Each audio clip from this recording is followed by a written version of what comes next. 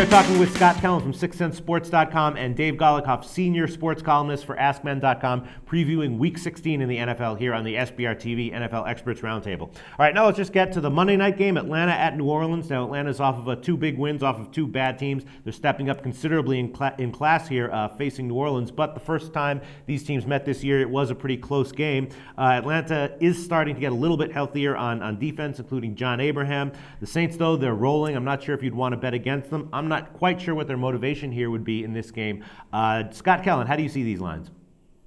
I like the Saints in this game, Peter. They've been a very, very tough team at home this year, and I don't think Atlanta has been anything special on the road. The Saints here at home this year have scored 27 in every home game. They've won every home game by at least 7 points. I believe every game but one home game they've actually scored 31 or more. So they're going to put points on the board. I mean, unless Atlanta can run the ball down their throat, which I guess is conceivable, and controls the clock for 35 minutes or something like that, New Orleans will score points, and then it's a matter of can Atlanta score points as well. And, of course, New Orleans' defense isn't great, so it's certainly possible. But, like I said, New Orleans has dominated every team they've played at home this year. On the road this year, Atlanta, against quality competition, they lost by 7 at Houston. They lost by 18 at Chicago at the beginning of the year when the Bears were good. They did defeat Detroit.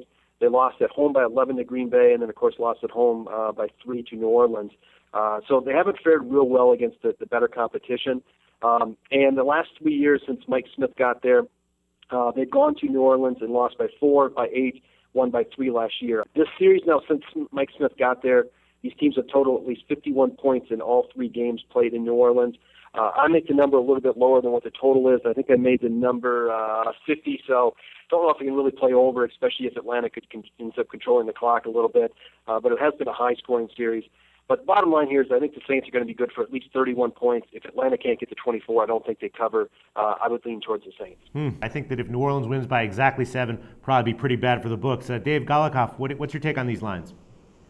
Well, it's really tough to take Atlanta in this spot. I mean, it's just a matchup of big brother versus little brother. Atlanta really wants to prove that they're the better team in this division, but everybody knows, and probably including Atlanta, that they are simply not that.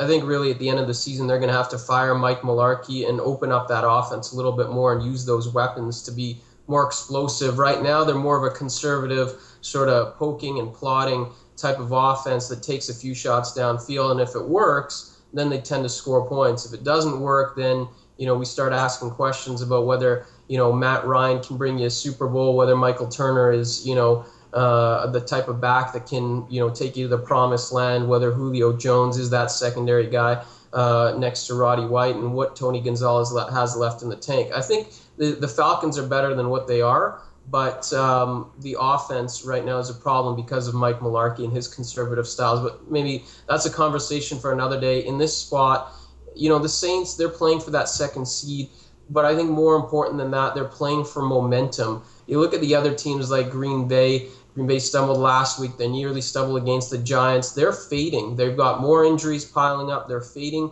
as far as their performances go. The Dallas Cowboys are fading. The San Francisco 49ers are fading.